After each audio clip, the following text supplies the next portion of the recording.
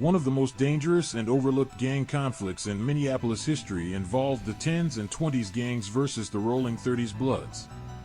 What makes this story even more unsettling is that some people in the Twin Cities still don't know it ever happened. This wasn't just a neighborhood rivalry or a few isolated incidents. The conflict stretched across South Minneapolis and followed people beyond the block, into places where violence was never expected.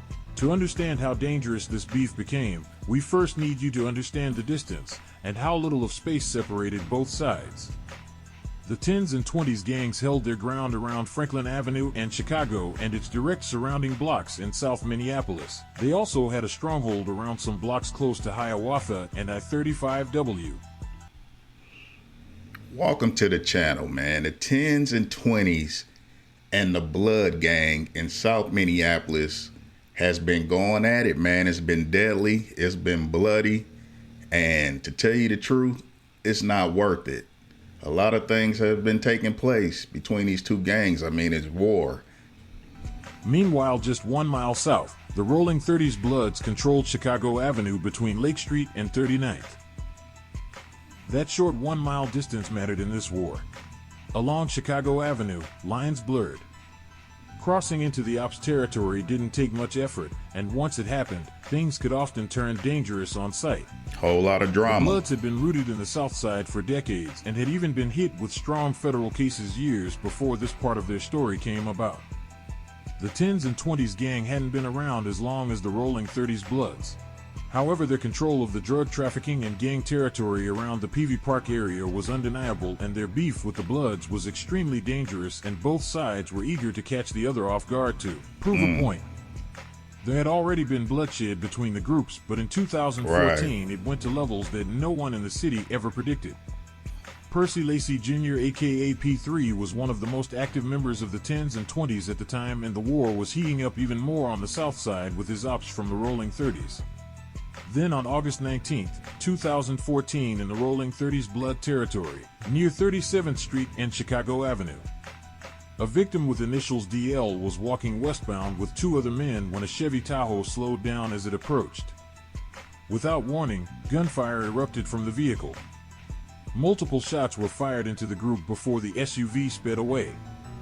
Percy Lacy has shot multiple times from the Tahoe at DL, who investigators say was connected to the Rolling 30s Bloods. Wow. Court records state that one of the rounds fired by Percy Lacy struck DL in the leg.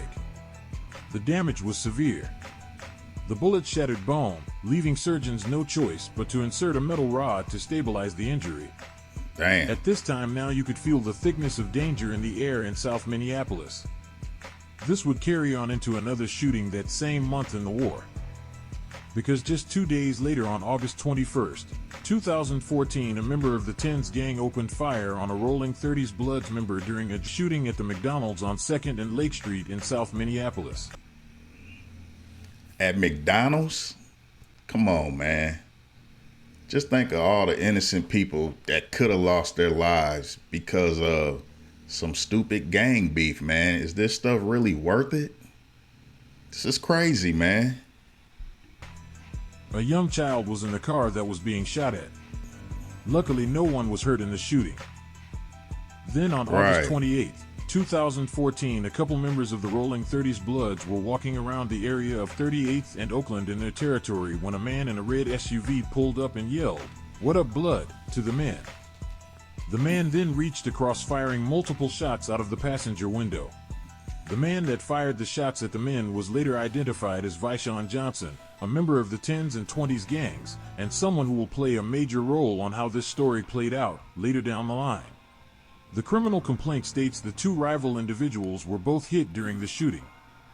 One suffered a gunshot wound to the hand, while the other was struck in the lower back and transported to the hospital for treatment. At this time, the Rolling 30s Bloods were hungry for revenge and were willing to do anything to catch a member of the 10s and 20s gangs. I'll bet. And they would soon have their chance. The same day of the shooting we just mentioned, Percy Lacy, aka P3, had court that day, downtown Minneapolis, inside of the Hennepin County Government Center. Somehow the Rolling 30s Bloods got a hold of that information and made their way over to the Government Center downtown, where their It probably was a female that gave them that information. P3 would soon be having court. In this surveillance video, you can see multiple members of the Rolling 30s making their way into the government center. Then they were checking the display screen to see where exactly they're at. P3 would be having his court hearing inside of the building. How bold is that? You go down to the government center, down to the courthouse to catch your op and do something to him? That's wild, man. That is absolutely wild. Then as the video continues, you can see they eventually run into P3, and he takes off running out of the government center. The Bloods tried to catch P3, but were not able to as he was running fast like Sonic the Hedgehog. That fool got up out of there. He said he was running like Sonic the Hedgehog. Sonic the Hedgehog. He got up out of there, that's for sure. That fool was doing 90. Pew! For coins. It was clear this was a close call for him, and his ego was clearly shaken after being ran out of the government center in embarrassing fashion. It looks like it. That same day, not long after he was chased out of the Hennepin County Government Center by the Rolling 30s Bloods, P3 and other members of the 10s and 20s got word that the Rolling 30s Bloods would be at HCMC Hospital in downtown Minneapolis visiting one of their injured members that was shot by the 10s and 20s earlier in the day. Armed with this information, the 10s and 20s gang members were set out for revenge and planned an attack so brazen it shook city officials within the Hennepin County Attorney's Office to the core. Because at approximately 3 p.m. that day, Percy Lacy and Vishon Johnson had pulled up to the hospital, along with other members of the 10s and 20s gangs, and a Ford escaped close to the emergency room entrance after members of the Rolling 30s Bloods arrived to visit their wounded member. The court documents then say members of the 10s and 20s gangs had lured members of the Rolling 30s Bloods to the outside of the emergency room at the hospital. Witnesses that were Rolling 30s Blood members told the police Lacy had yelled out to the Bloods, "Let's shoot it out." The witness went on to tell the police that once he had hit Johnson, he then heard Johnson yell out, "Air him out, cuz." These niggas is at the hospital talking about air him out. I mean, I guess if he would have aired him out, or if he did, I mean, at least they were at the hospital. But this is wild. You go to the courthouse, you go down to the hospital and gangbang. I mean, some of these places need to be off limits, man. And a lot of these guys need to be using their head. I mean, you go down to the courthouse and gangbang, possibly get into a shootout at the courthouse. You don't think you're going to jail? It's retarded, man. You go to the hospital, the county hospital, and gangbang. You don't think you might go to jail? It's just stupid, man. It is at this time P3 decided to let off around 23 shots from a 9mm semi-automatic pistol with an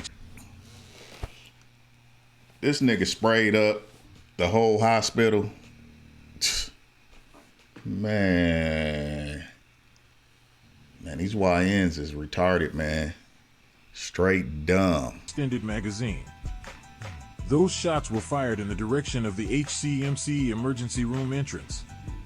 When officers arrived, they saw severe damage to the windows of the emergency room from the gunfire and found multiple gun shells and fragment casings near 8th and Chicago Avenue. Dumb. Another witness on the scene said she heard shots and jumped behind her parked car while she waited for the shooting to stop. She then went to go check on her boyfriend and child that were in a nearby parked vehicle. She ended up finding a bullet hole in her rear door and another bullet hole in the back of the vehicle directly behind where her children were seated. The scene was chaotic and was like something straight out of a movie scene. There were gang members, medical staff, security, patients, and other bystanders trying to avoid being hit with the hail of bullets. Despite this chaos and extreme lack of respect for human life, luckily no one was hurt in the shooting. Right. Despite some Rolling 30s Bloods being arrested for their roles leading up to the hospital shooting, it was clear there were bigger charges coming to the 10s and 20s for the shooting. I In bet. the next month, on September 24th, 2014, Vishon Johnson was shot at the Moto Mart in South Minneapolis, which was a known hangout for members of the 10s and 20s at the time. Vishon was lucky though, as he was able to avoid death, but was paralyzed and confined to a wheelchair after the shooting. Is that worth it? Is gangbanging worth being paralyzed and in a wheelchair? How you gonna bang in a chair? Now you're an easy victim to get. This is retarded, man. You lose your life, you lose mobility of your body. It's retarded, man. And they don't learn. Other members of the 10s and 20s were shot in this incident, but they all survived their injuries. No one was ever charged in that shooting. But that was And nobody learned a lesson. the least of his troubles, because him and P3 would be taken into state custody and facing all types of charges in relation to the multiple shootings they were involved with in relation to the Rolling 30s Bloods. But while they were in state custody, the feds announced in August of 2015, nearly a year after the incidents, that they would be adding their own charges on top of what the state had already charged them with. Damn. Vishon would be the first to make a plea agreement, and in his plea agreement he agreed that he would fully cooperate with authorities in his case as well as other cases against the 10s and 20s gangs. This nigga folded. This big old gangster folded. It's ridiculous. You out there being a big gangster, and then when the laws get involved and your ass get crippled, now you want to fold. It's crazy, man. It's retarded. It does not make sense. Something it also said in his own writing was he would also help with the federal case as part of the deal. This is more than likely the reason why he didn't catch federal charges despite him literally being a trigger puller in the war. Vishon was Yeah, because he got to cooperating and snitching. This nigga's crazy. originally charged with 4 counts of attempted murder for the benefit of a gang. He was eventually sentenced to 220-month sentence, which is 18 years in prison. But that was given a downward departure for his cooperation with law enforcement. And with that, 2 of the attempted murder charges were dropped, and he was sent to the Hennepin County Workhouse for a little under a year, along with 10 years of supervised release. Just like a snitch. He was facing all that time, got the tattletelling, and got his sentence reduced down to a year in the workhouse and 10 years of some kind of probation or something. Look at this nigga, man. Sorry as hell. Pretty light sentence for his role in the beef. But Vishon's plea and cooperation affected how P3 would move forward with his case, as he was facing serious charges and decades in prison. Right. P3 was facing multiple charges of assault with a deadly weapon attached to the benefit of gang and other charges on the state level. And not only that, his homie is telling. To add insult to injury, his homie is telling. Wild. He was also facing drug and gun charges in his federal case on top of that. And let it be known that there were multiple members included in the federal indictment of 10s and 20s members, including the man that had shot at a Rolling 30s Blood member at the McDonald's on 2nd and Lake Street earlier in this story. Facing decades in prison, Lacey chose to take plea deals in both state and federal court rather than roll the dice at trial.